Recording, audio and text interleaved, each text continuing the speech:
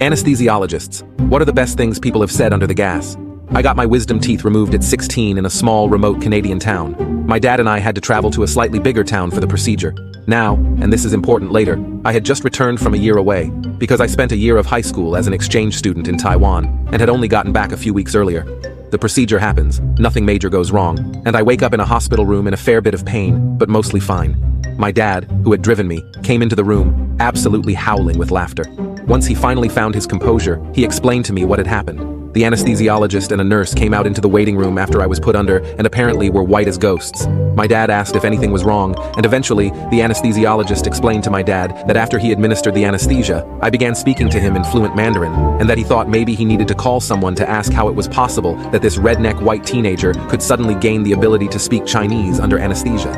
My dad thought this was the funniest thing he'd ever heard, and explained that I already knew Mandarin from my year in Taiwan.